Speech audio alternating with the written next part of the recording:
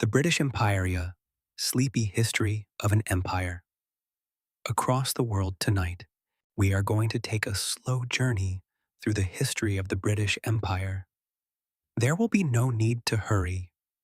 The story will unfold gradually across quiet oceans, old harbors, distant islands, railway stations, colonial towns, mountain passes, tropical plantations, ancient cities, and wide stretches of countryside. The British Empire was one of the largest political structures in human history. At its greatest extent, it connected territories across almost every inhabited continent on Earth. It included places with very different climates, languages, religions, landscapes, and histories. Some of its territories were islands. Some were vast continental regions. Some were governed directly. Others were connected through trade, treaties, military alliances, or political influence. The empire changed constantly over time. It grew, it contracted, it changed its methods, it changed its language, and eventually, much of it disappeared. But the story of the British Empire is not one single story. It is made from thousands of smaller stories.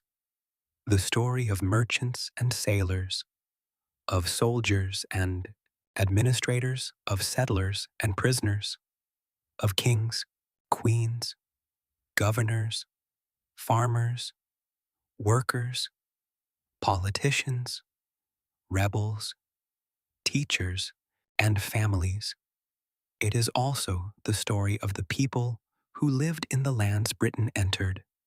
Their societies existed long before British rule.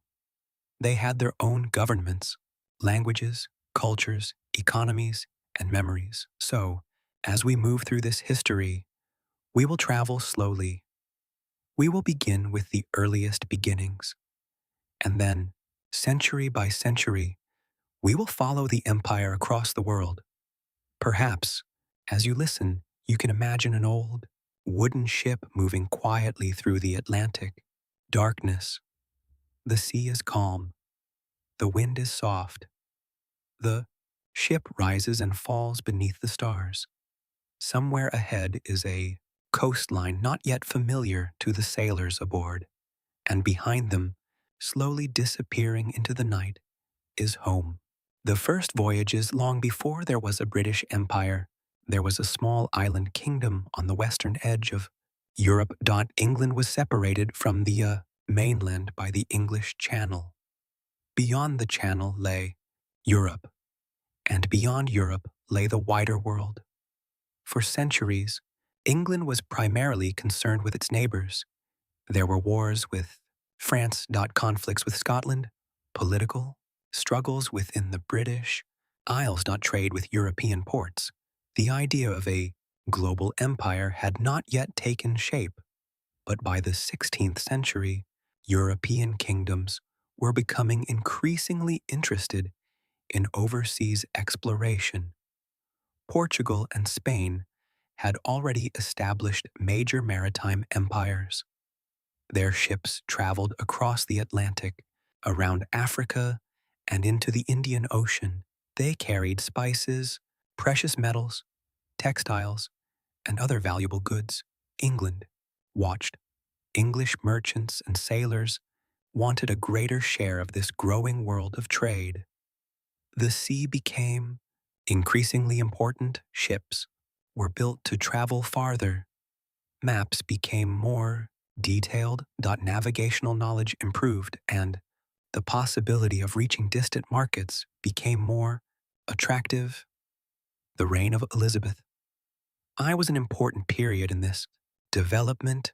During the late 16th century, English sailors began making longer voyages.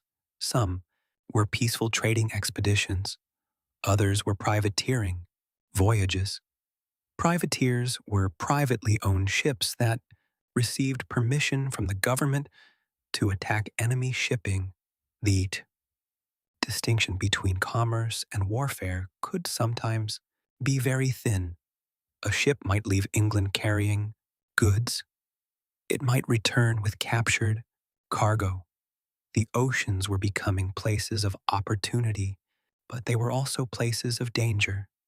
Sailors faced storms, disease, poor food, unknown coastlines, and long periods away from home. For many people in England, the world beyond Europe was still largely mysterious. A voyage across the Atlantic could take weeks or months. News traveled slowly.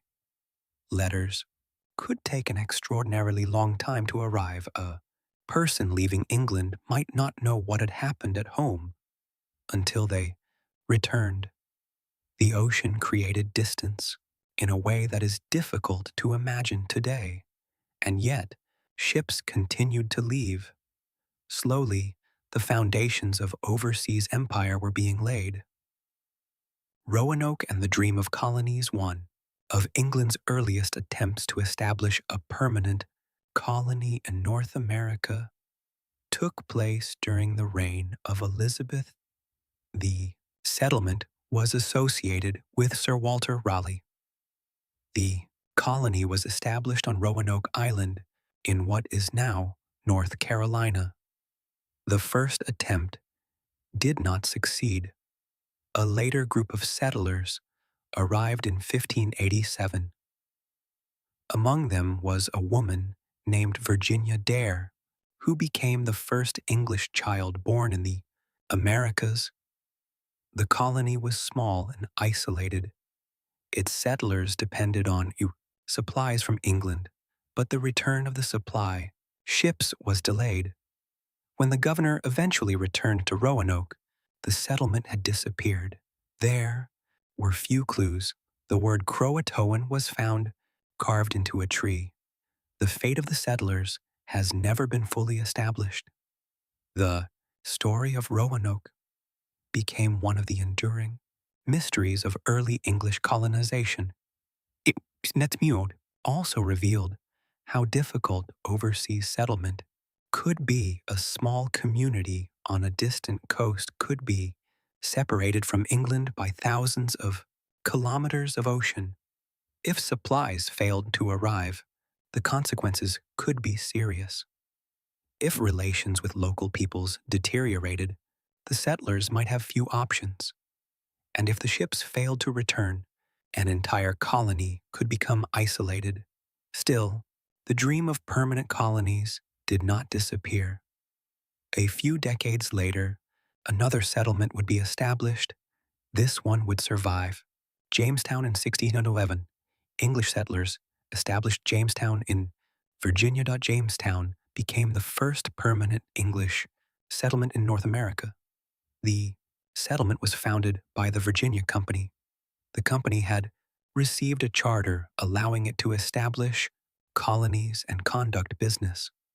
For the investors, the colony was partly a commercial experiment. They hoped the new settlement would produce valuable goods. For the settlers, the reality was much more difficult. The location was not ideal. The settlers faced hunger, disease, poor sanitation, and unfamiliar conditions. The surrounding region was already home to indigenous peoples, including the Powhatan Confederacy. The English settlers entered a world that was neither empty nor waiting for them. It was a landscape of established societies, political relationships, farming communities, and trade networks. Relations between the settlers and local peoples varied over time.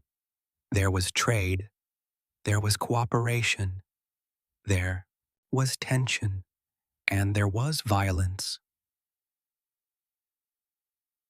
Jamestown survived partly because of tobacco. Tobacco became a valuable crop.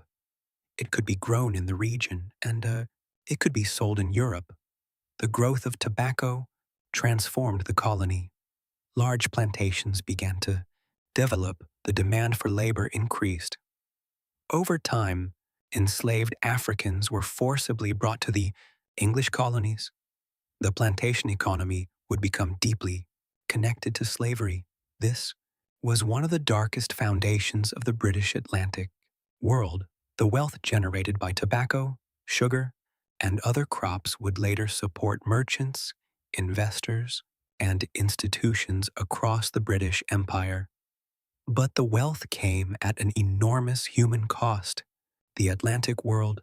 During the 17th and 18th centuries, England became increasingly connected to the Atlantic Ocean. Ships moved between Europe, Africa, the Caribbean, and North America. Goods traveled in all directions. Sugar, tobacco, rice, cotton, molasses, manufactured products, and human beings transported through the brutal system of the transatlantic slave trade. The Atlantic was not simply a space between continents, it became a system, a network of trade, routes, ports, plantations, financial institutions, ships, and laws. British merchants became heavily involved in this system. Ports such as London, Bristol, Liverpool, and Glasgow benefited from overseas trade. Ships were built, cargoes were insured, loans were arranged, goods were bought and sold. The wealth of the Atlantic economy entered British towns and cities in many different ways. A merchant might invest in a ship, a bank might finance a trading voyage, a manufacturer might produce goods for overseas markets, a shipbuilder might construct vessels for the trade. The connection between empire and everyday life was not always obvious. A person living in a British town might never see a plantation. They might never visit the Caribbean, and yet their economy could still be connected to distant colonies. The empire was built not only by soldiers and governors, it was also built by accountants, sailors, investors, dock workers, manufacturers, and merchants. The system stretched across oceans, and at its center was movement, movement of goods, movement of money, movement of people, and, tragically, the forced movement of millions of enslaved Africans, the Caribbean. The Caribbean became one of the most valuable parts of the British Empire. The islands were warm, the soil was fertile, and European demand for sugar was growing. Sugar, which had once been a luxury, became increasingly common in European diets. Tea was sweetened, coffee was sweetened, desserts became more common, and the demand for sugar increased. Plantations expanded. The work was physically exhausting. The heat was intense. The labor was often dangerous. Enslaved, people were treated as property under colonial law. Families could be separated. Punishments could be severe. Freedom was denied. Yet enslaved people were never passive participants in their own history. Yet enslaved people were never passive participants in their own history. They resisted in many ways. Some escaped, some rebelled, some sabotaged plantation operations, some preserved languages, music, religious practices, foods, and family traditions. The cultures that developed in the Caribbean were shaped by many different influences. African traditions mixed with European languages and customs. Indigenous traditions survived despite enormous pressure. Later, people from India and other parts of Asia were brought to the Caribbean as indentured laborers. The result was a complex mixture of communities. Jamaica became one of Britain's most important Caribbean colonies. Barbados was another major center of plantation production. Other islands became important for naval bases, trade, and military strategy. The Caribbean was beautiful. It was also a place of extraordinary suffering. The two realities existed together: blue water, green hills, white beaches, and plantation systems built on forced labor. The history of empire often contains these contradictions. A landscape may be described in peaceful language. A colonial town may appear orderly. A harbor may look calm. But behind the buildings and the ships were systems of power that affected millions of lives. The American colonies. By the 18th century, Britain possessed 13 colonies along the eastern coast of North America. The colonies were not all alike. New England had different traditions from the southern colonies. The middle colonies had their own mixture of languages and cultures. The southern colonies were heavily influenced by plantation agriculture. The colonies had local governments. They had assemblies. They had newspapers. They had merchants. They had farmers. And they had growing populations.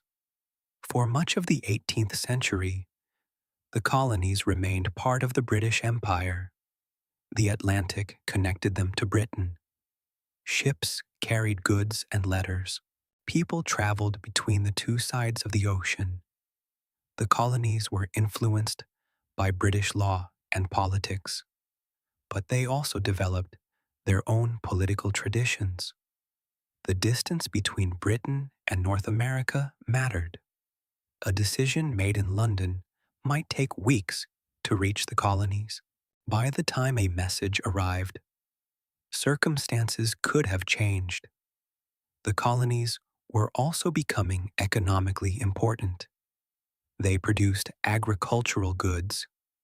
They traded with the Caribbean. They imported manufactured products. And they became increasingly confident. After the 7 Years' War, Britain had gained enormous territory. But the war had been expensive. The British government attempted to raise revenue from the colonies. New taxes and regulations were introduced. Many colonists objected. They argued that they should not be taxed by a parliament in which they had no direct representation. The disagreement grew. Protests became more common. Tensions increased. And in 1775, war began. The American Revolution, the American War of Independence, was a major crisis for the British Empire. The conflict lasted for several years. The American colonists received support from France. Spain also opposed Britain. The war was fought across North America and at sea. The British Army captured important cities. But maintaining an army across the Atlantic was difficult. Supplies had to travel thousands of kilometers. The war became expensive. The conflict eventually ended with British recognition of American independence. The Treaty of Paris was signed in 1783. The 13 colonies became the United States of America. For Britain, the loss was significant. The empire had lost a large and important group of colonies, but the end of the American colonies didn't mean the end of British imperial ambition. In some ways, Britain would now look more strongly toward other parts of the world. The Caribbean remained important. India became increasingly important. Australia became a new destination for British settlement, and Africa and Asia would later become central to imperial expansion. The empire was changing. It had lost territory, but it was also beginning to develop in new directions. The East India Company at the same time that Britain was developing colonies in the Atlantic world, another kind of empire was growing in Asia. The East India Company had been founded in 1600. Its original purpose was trade. The company wanted access to the markets of Asia. It traded in spices, textiles, tea, silk, and many other goods. At first, the company was only one of several European trading powers operating in Asia. The Portuguese had already established influence in parts of the Indian Ocean. The Dutch East India Company was powerful. The French also had interests in India. The British Company operated through trading posts. These were often located in or near existing cities and ports. The company depended on agreements with local rulers. Trade required diplomacy. Merchants needed permission. Warehouses needed protection. Ships needed supplies. But over time, the company became more powerful. It began to maintain its own military forces. The company army included European soldiers and large numbers of Indian soldiers. These Indian soldiers were often known as sepoys. The company became involved in local political disputes. Indian states were not united under one government. There were many kingdoms, principalities, and political powers. The company sometimes supported one ruler against another. Sometimes it intervened in succession disputes. Sometimes it used military force. Gradually, its influence expanded. The company was becoming something unusual. It was a private corporation with armies. It collected revenue. It administered territory. And it exercised political authority. The boundaries between business and government became increasingly unclear. Bengal became one of the most important regions in the story of British power in India. The region was wealthy. Its agriculture was productive. Its textile industries were famous. Its cities were important centers of trade and culture. In 1757, the Battle of Plassey became a major turning point. The East India Company defeated the forces of the Nawab of Bengal. The victory greatly increased the company's political influence. Over the following years, the company gained control over revenue collection in Bengal. This gave it enormous financial resources. The company could use revenue from India to finance its armies and further expansion. This created a cycle. Territory generated revenue. Revenue financed military power. Military power acquired more territory. The process was not simple or inevitable.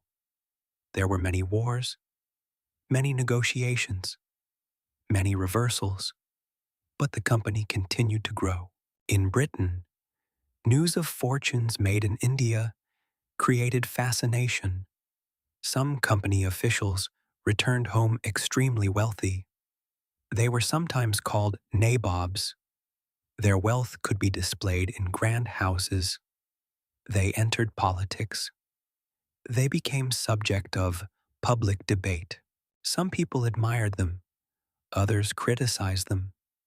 The East India Company was becoming too powerful to ignore. Company rule.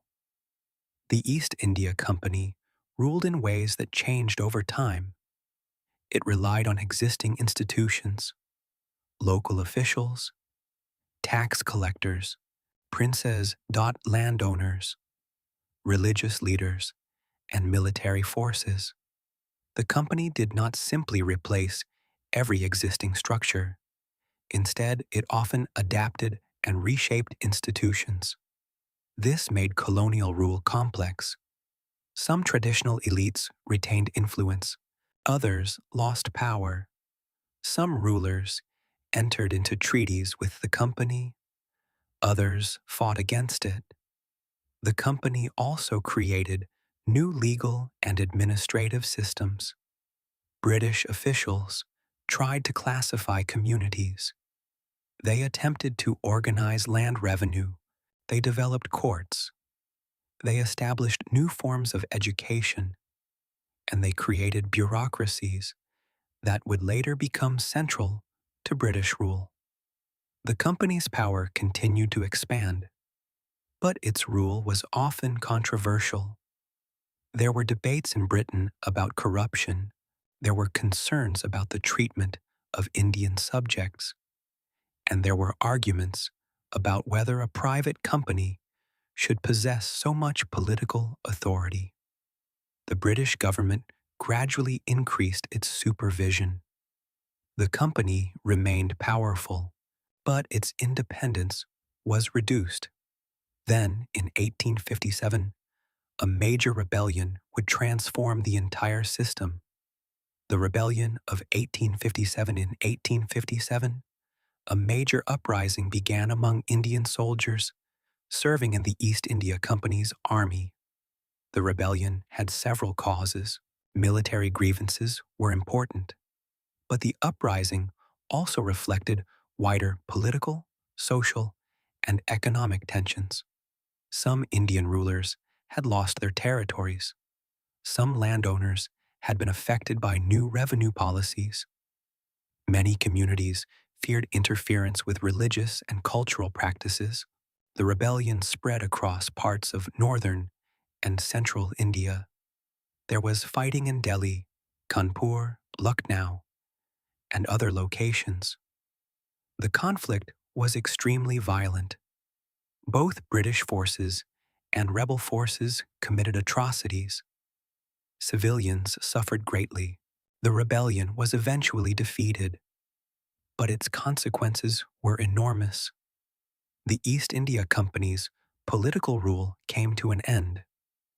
In 1858, the British Crown assumed direct control over India. The era of the British Raj had begun. The British Raj, Raj was the period of direct British rule over much of the Indian subcontinent. The British government ruled through a system of governors, civil servants, military officers, and local authorities. India became central to British imperial identity. It was often described as the jewel in the crown. Yet enslaved people were never passive participants in their own history. The phrase reflected the enormous economic, strategic, and symbolic importance of the subcontinent. India was vast. Its population was enormous. Its societies were diverse. There were many languages, many religions, many political traditions, and many regional identities. British rule could never be completely uniform. Different areas were governed in different ways. Some territories were directly administered. Others remained princely states under local rulers who accepted British authority. These princes retained their thrones, but their independence was limited. The British Crown became the ultimate imperial authority. In 1876, Queen Victoria was proclaimed Empress of India. The title symbolized the importance of the Indian Empire. The ceremony and symbolism of empire became increasingly elaborate. There were grand gatherings, military parades, official portraits, ceremonial uniforms, and carefully designed displays of power. Yet beneath the ceremonies was a vast administrative system. Clerks worked in offices, officials traveled between districts, courts processed cases, tax systems collected revenue, and railway lines stretched across the subcontinent. Railways in India, the railway became one of the most visible symbols of British rule in India. The first passenger railway line opened in 1853. Over the following decades, railway networks expanded. Tracks connected cities, ports, agricultural regions, military centers, and distant communities. The railway transformed travel. A journey that once took weeks could become much shorter. Goods could be moved more efficiently, people could travel farther, and information could circulate more quickly. The railway also served British strategic interests. Troops could be transported, resources could be moved, ports could be connected to inland regions. The system was built for several reasons. Economic interests were important. Military considerations were important. Administrative needs were important. And the idea of modern infrastructure was also part of the imperial vision. The railway was often presented as a gift of progress, but the reality was more complicated. Construction was expensive. Labor could be dangerous. Land was taken for railway routes, and the benefits of the system were not equally distributed. Still, the railway became part of the everyday life of India. Stations became places of movement. Trains carried families, workers, students, merchants, soldiers, and travelers. A railway journey across India could take a person through many different landscapes: coastal plains, dry interiors, rice fields, forests, mountains, and crowded cities. The railway connected the empire, but it also connected Indians to one another. In time, this would help political ideas travel across the subcontinent. Education and the English language British rule also changed systems of education. English became increasingly important in administration and higher education. Schools and universities were established. Some were created by the colonial government. Others were founded by missionaries or Indian communities. The spread of English education created a new class of educated Indians. These people could work in administration. They could read British political ideas. They could study law. They could communicate across regions. And many later became leaders of Indian nationalism. The irony was significant. The colonial education system was designed partly to create officials who could assist in administration, but it also introduced ideas about representation, liberty, constitutional government, and national identity. Indian thinkers and politicians adapted these ideas to their own circumstances. They asked why principles discussed in Britain should not apply to Indians. They questioned racial discrimination. They criticized economic policies. And they demanded greater participation in government. Education became one of the tools through which the empire was challenged. The Indian National Congress. In 1885, the Indian National Congress was founded. At first, its members generally sought reform rather than complete independence. They wanted greater Indian participation in government. They wanted changes to administration. They wanted more opportunities for Indians in the civil service. Over time, political demands became stronger. The Congress became an important national organization. It brought together people from different parts of India. The organization was never completely united. Its members had different ideas. Some preferred gradual reform. Others wanted more direct action. Some emphasized constitutional methods. Others supported mass political movements. But the Congress became increasingly important. The idea of India as a political nation grew. This was not simply a British creation. Indian national identity drew on ancient histories, regional cultures, languages, religions, and modern political movements.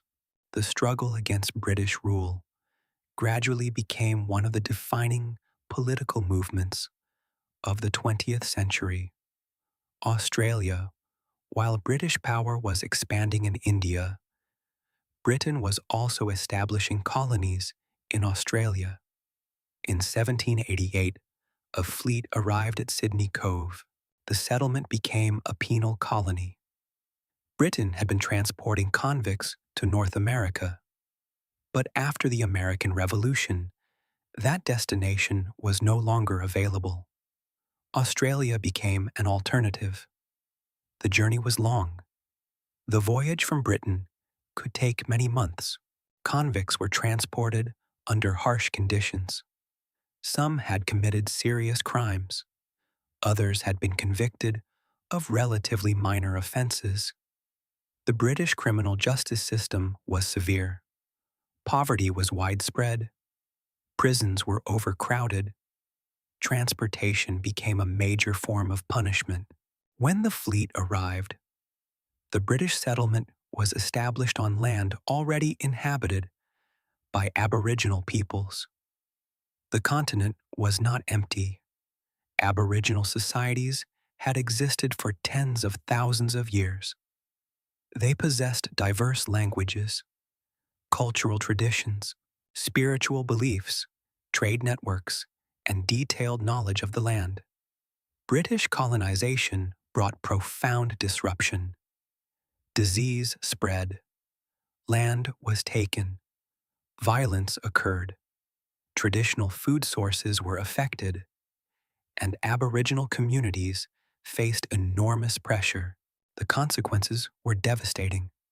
The history of Australia cannot be understood simply as the story of British settlement. It is also the story of Indigenous survival, resistance, adaptation, and cultural continuity. Convict Australia. The early Australian colonies were closely associated with convicts. Convicts worked on roads, farms, buildings, and public projects. Some were assigned to private settlers. Others worked for the government. Life could be harsh. Discipline was strict. Punishments included floggings and periods of confinement. But over time, many convicts completed their sentences. Some became free settlers. Some acquired land. Some built businesses. Some remained in Australia permanently. The colonies gradually developed. Free settlers began arriving in larger numbers. The discovery of gold later transformed the population. Cities expanded, railways were built, and the colonies became increasingly prosperous. By the late 19th century, the Australian colonies had developed significant self-government. In 1901, they federated to form the Commonwealth of Australia. Australia remained part of the British Empire, but it had become increasingly self-governing. This was an important pattern in the empire. Some colonies gradually moved toward greater autonomy. They remained connected to Britain while developing their own political institutions. New Zealand. New Zealand followed a different path. The Maori people had settled the islands centuries before Europeans arrived. Maori society was organized through communities, tribes, and complex systems of relationships. European exploration increased during the 18th century. British interest grew during the 19th century. In 1840, the Treaty of Waitangi was signed between representatives of the British Crown and many Maori chiefs. The treaty was intended to establish a relationship between Maori communities and the Crown. However, the English and Maori versions differed in important ways. Disagreements over the meaning of sovereignty and authority would become deeply significant. European settlement increased. Demand for land grew. Conflicts developed. The New Zealand Wars followed. Land was confiscated in some regions. Maori communities suffered major losses, yet Maori culture survived. Language, traditions, art, genealogies, and community structures continued. New Zealand developed representative government. It became increasingly self-governing and, like Australia, it remained connected to the wider British imperial system. Canada was one of the most important parts of the British Empire. The region had a long history before European colonization. Indigenous peoples had lived across the land for thousands of years. French and British colonization created competing imperial interests.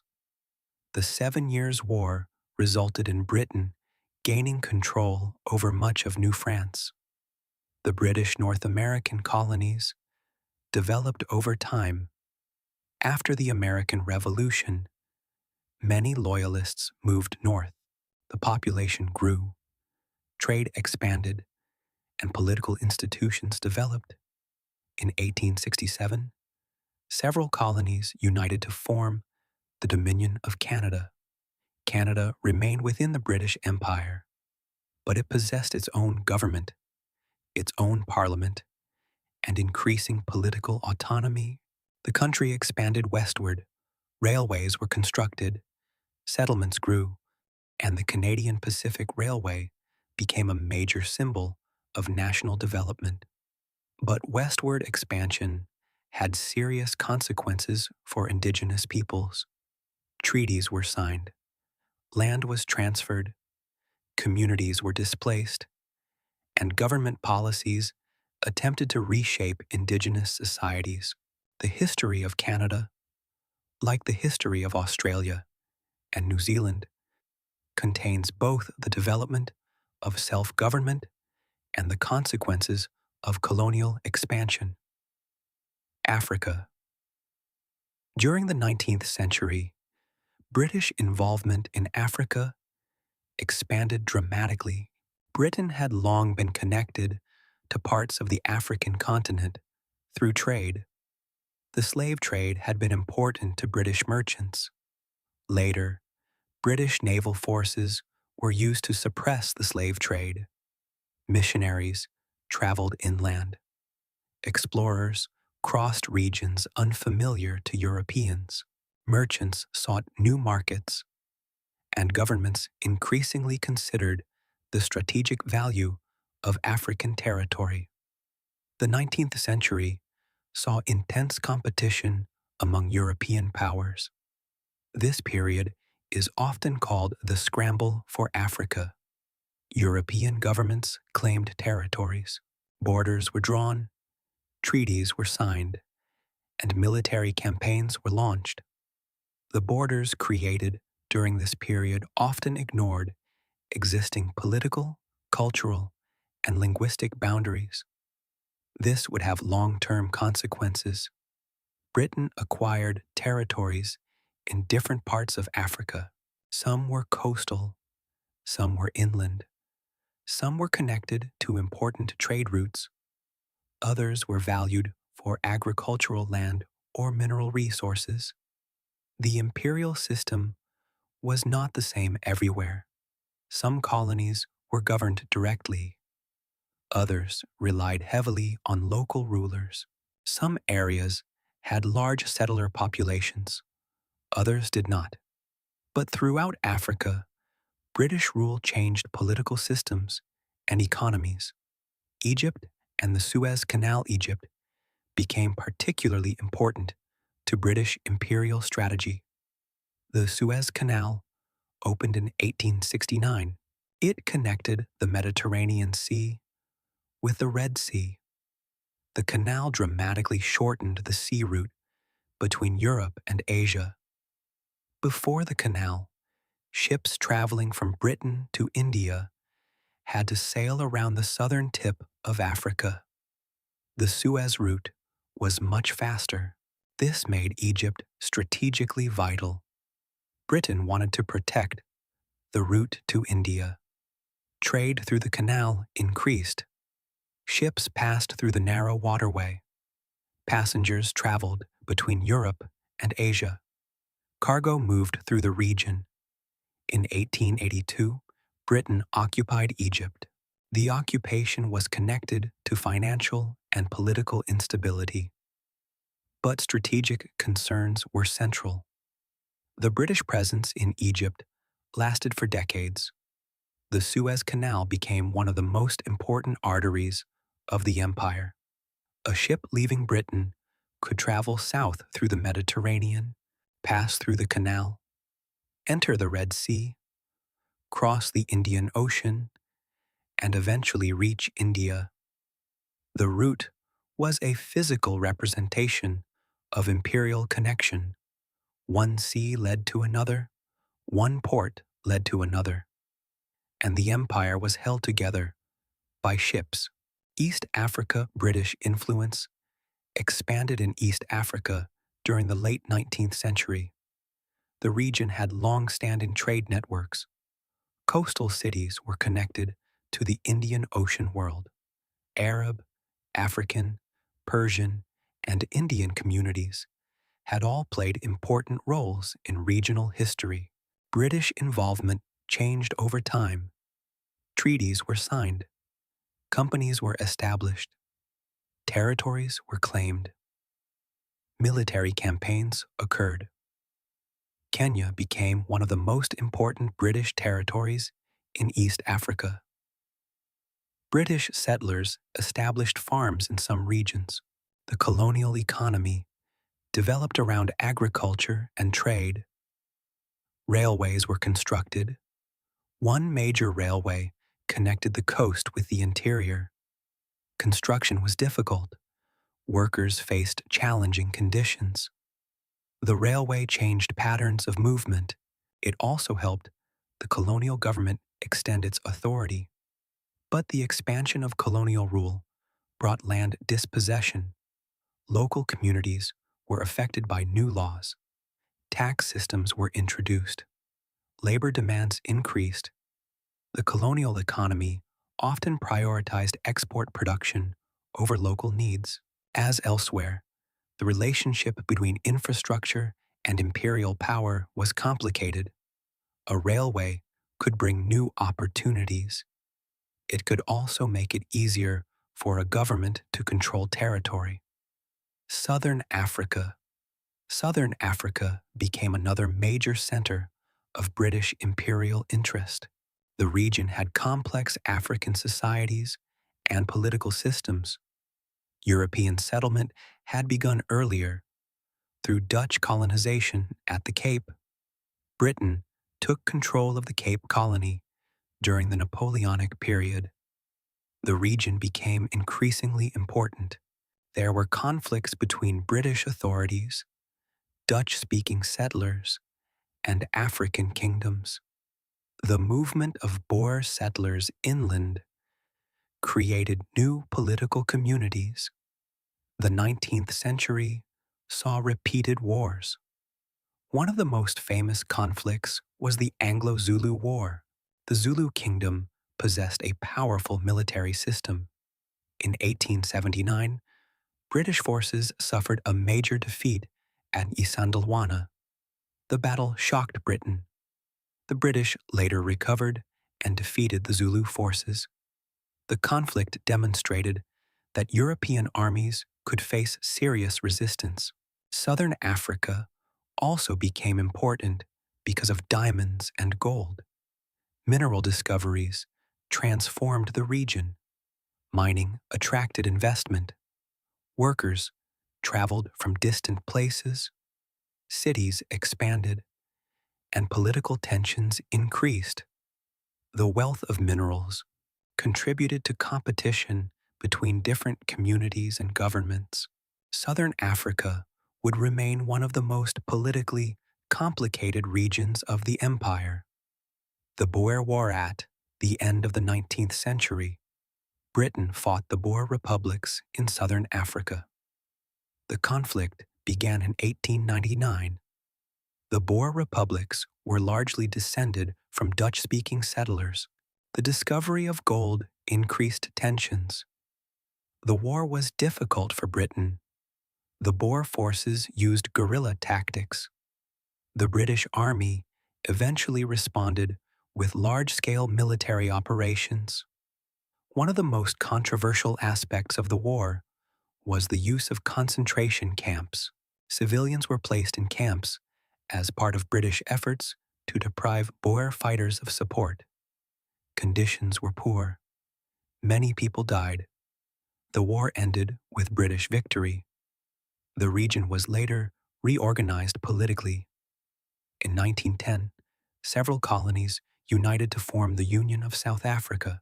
The Union was self-governing within the British Empire, but the political system was dominated by white minority rule.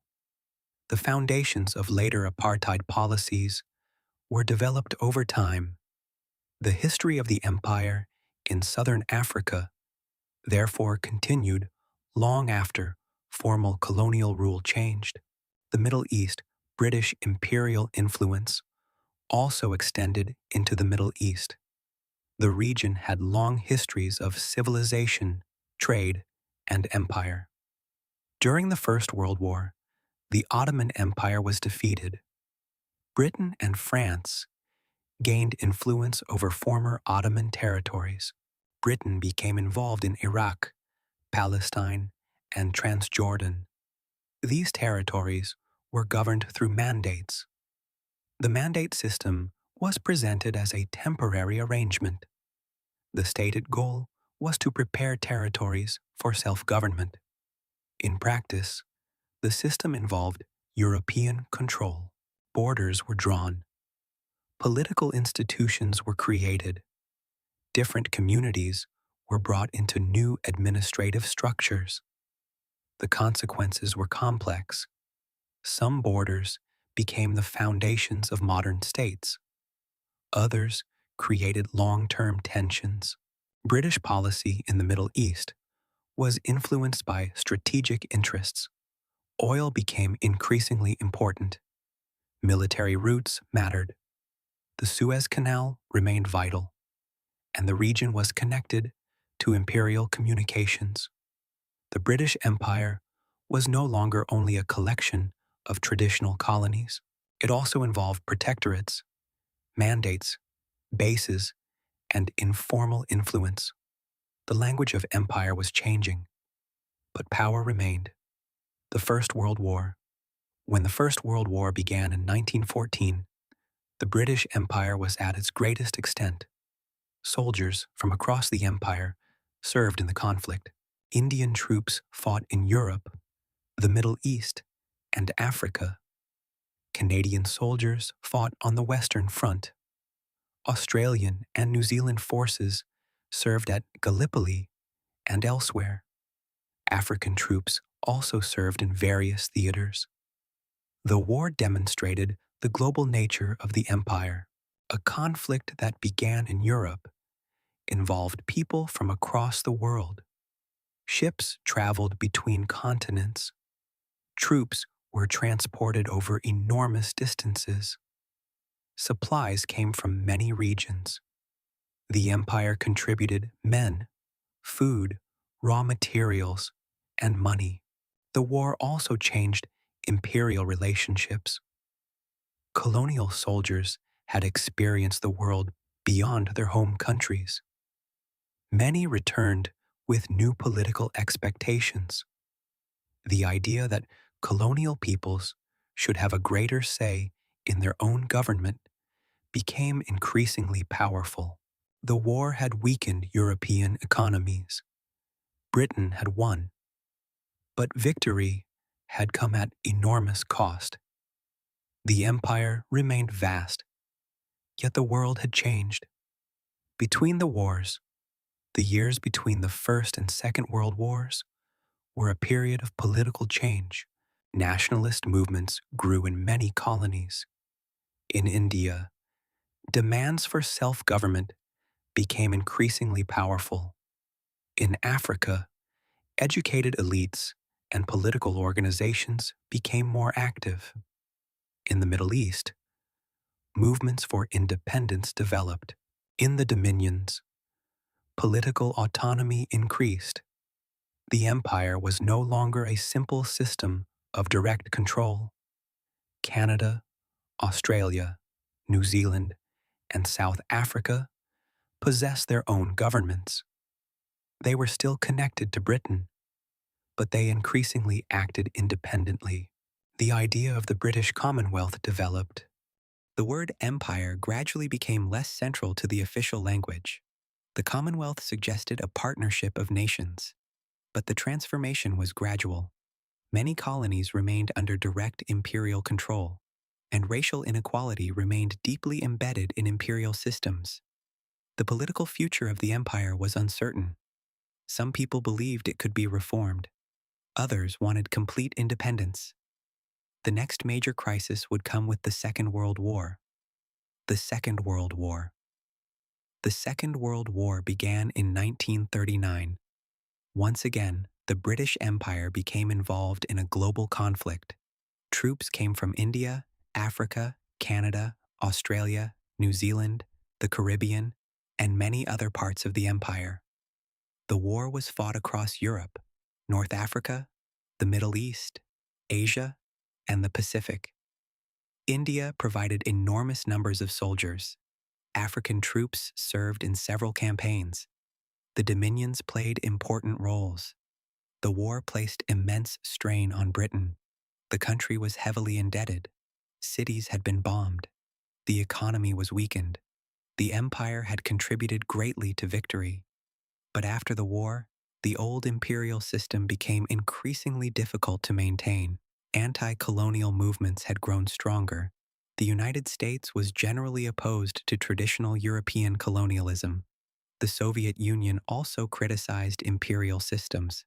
The international language of self-determination was becoming more influential, and Britain itself no longer possessed the same economic power it had held before the war. The empire had entered a new era. Indian independence. India became independent in 1947. The process was accompanied by partition. British India was divided into India and Pakistan. The division caused enormous upheaval. Millions of people moved across new borders. Hindus, Muslims, Sikhs, and others were caught in the violence. The human cost was immense. The end of British rule in India was one of the most important events in the history of decolonisation. The empire had governed the subcontinent for centuries. Now, sovereignty passed to independent governments. The British withdrawal from India marked a profound change.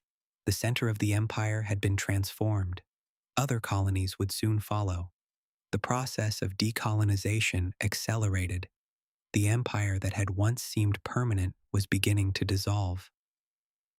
Africa and decolonisation.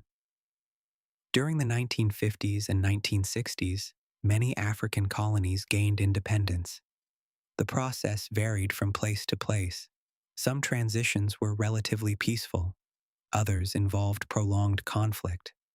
Political movements demanded self-government. Colonial administrations negotiated. Constitutions were written. Elections were held.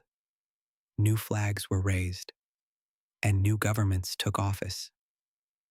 Ghana became independent in 1957. It was the first sub-Saharan African colony of a major European empire to gain independence in the post-war period.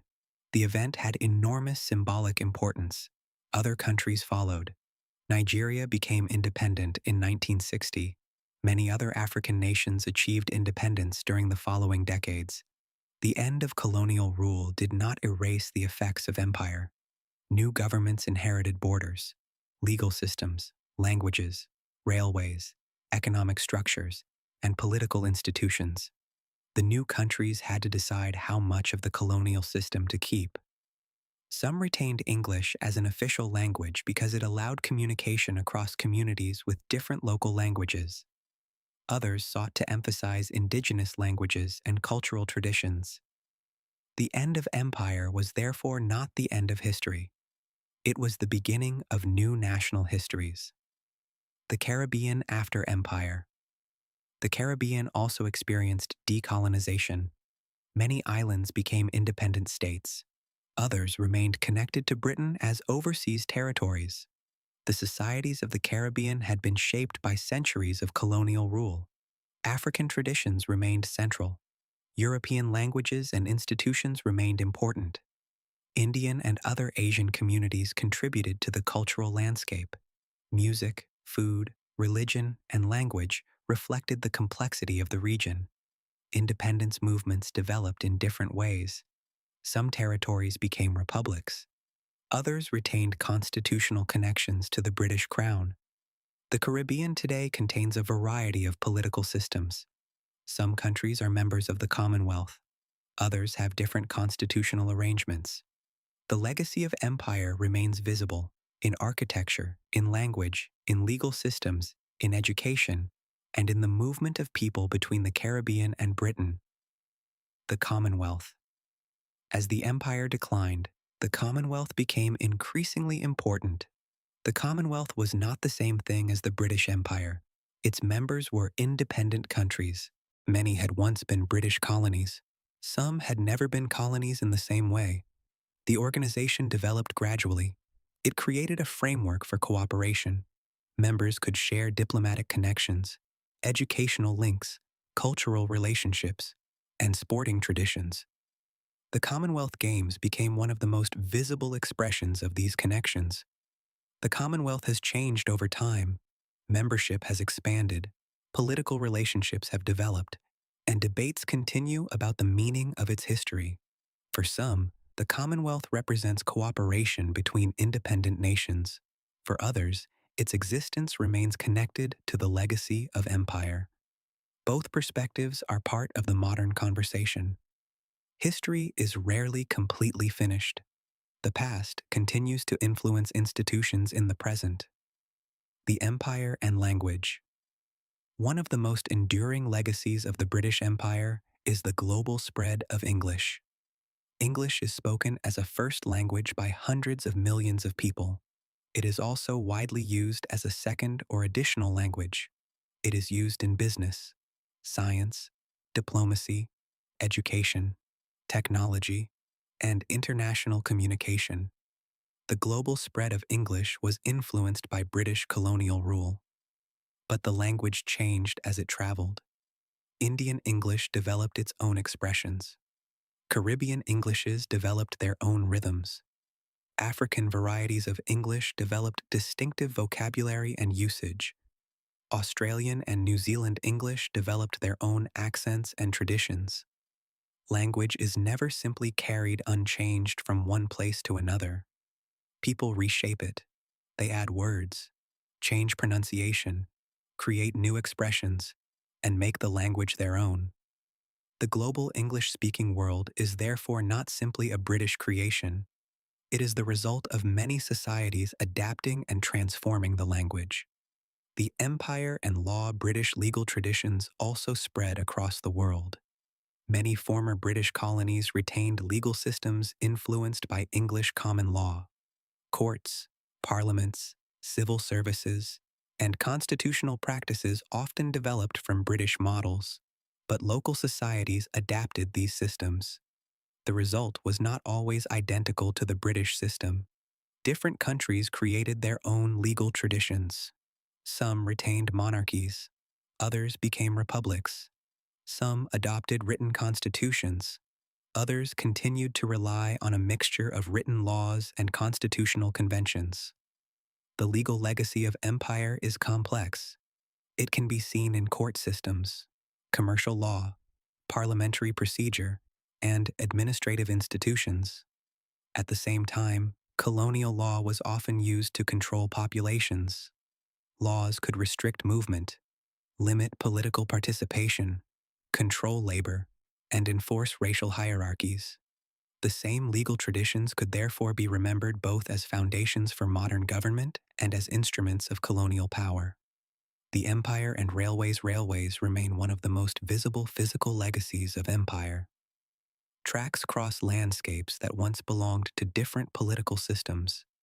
Some railways were built to transport minerals. Some connected ports with agricultural regions. Some were constructed for military purposes. Others were intended to support settlement. The railway changed the experience of distance. A journey that once required a long walk or a slow journey by animal could become much faster. Stations became centers of activity. People met, goods were exchanged, news traveled.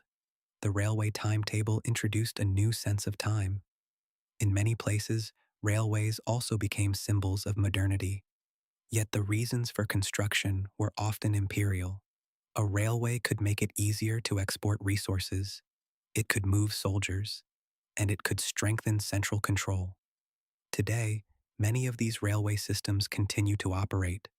They have been expanded, modernized, and adapted by independent countries. The infrastructure may have been created during the colonial era, but its later history belongs to the nations that inherited it. The human experience. It is easy to describe an empire using maps, colored territories, lines across oceans, names of colonies, dates of treaties. But empires are ultimately made of people. A British sailor might spend months at sea. A soldier might be stationed thousands of kilometers from home. A clerk might work in a colonial office. A farmer might move to a new settlement. An Indian railway worker might spend years maintaining tracks beneath a hot sun. An African trader might adapt to new colonial taxes and regulations. A Caribbean family might carry memories of slavery across generations. A Maori community might defend its land and cultural traditions. An Aboriginal community might preserve knowledge despite the destruction caused by colonization. A child might attend a school where the language of instruction was English. A merchant might travel between ports. A politician might campaign for independence. A family might migrate from one part of the empire to another. These individual experiences were enormously varied. There was no single imperial experience. The empire meant different things to different people. For some, it offered opportunity. For others, it brought coercion. For some, it meant migration. For others, dispossession. For some, it was a source of pride. For others, a source of grief. And for many people, it was simply the political system into which they had been born. The end of the empire.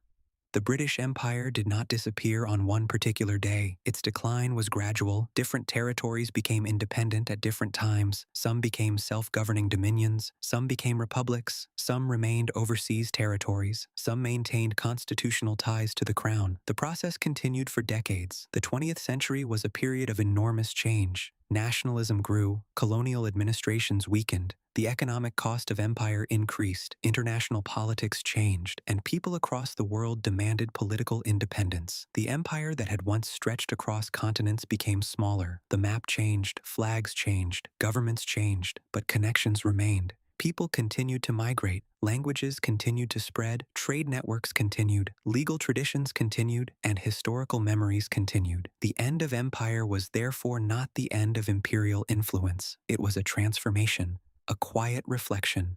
And now, as we slowly reach the end of our journey, it may be worth imagining the empire not as a single shape on a map, but as a collection of places.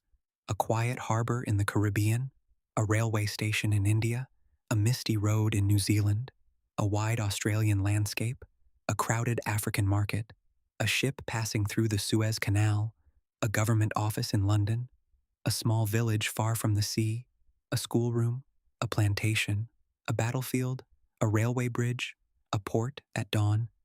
Each place had its own history, each had its own people, each was changed by the movement of power across the world. The British Empire was built slowly. It developed through trade, war, diplomacy, settlement, migration, administration, and the decisions of countless individuals. It was supported by immense wealth, but also by immense suffering. It created connections, but also divisions. It spread languages and institutions, but it also destroyed political systems and displaced communities. It brought new technologies to some places, but often developed them according to imperial priorities. It connected oceans, but it also separated people through racial hierarchies and unequal laws. The history of the empire is therefore neither a simple story of progress nor a simple story of decline. It is a vast and complicated human story, one that contains ambition, fear, courage, greed, curiosity, resistance, loss, adaptation, and change. Perhaps the most remarkable thing about history is how slowly the world changes. A ship leaves a harbor, a letter crosses an ocean, a railway is laid across a plain, a law is written in a distant capital, a new flag is raised, a family moves, a language changes. A child grows up in a world that is different from the one their grandparents knew, and gradually, over generations, the map of the world changes. The British Empire once appeared to many people to be permanent. Its ships traveled everywhere. Its officials governed distant territories. Its flag flew across oceans. Its institutions seemed deeply established. But no empire is truly permanent. The world continues to change. Political systems change. Ideas change. People change. And eventually, even the largest empires become part of history. Today, the legacy of the British Empire can still be found across the world, in languages, in architecture, in railways, in legal systems, in political institutions, in family histories, in migration patterns, in museums, in monuments, in debates, and in memories. Some of these memories are proud, some are painful, some are complicated. Most are a mixture of many things, and perhaps that is how history should be remembered, not as a single simple answer, but as a long conversation between the past and the present, a conversation that continues quietly, across oceans, across generations, and across the many places once connected by the empire. So, as the night continues, we can leave the ships behind. The harbors grow quiet, the railway stations empty, the offices close, the lamps burn softly in distant towns, the sea moves slowly against the shore, and the vast history of the empire settles once again into the past. The British Empire is gone as a political system, but its story remains. Not because empires last forever, they do not, but because the people who lived through them leave traces behind, in words, in buildings, in stories, in families, in nations, and in the memories of the world. And now, perhaps, the journey can end. The maps can be folded, the ships can rest in the harbor, the distant railway can continue into the darkness, and somewhere beneath a quiet sky, history can simply be allowed to sleep. Good night.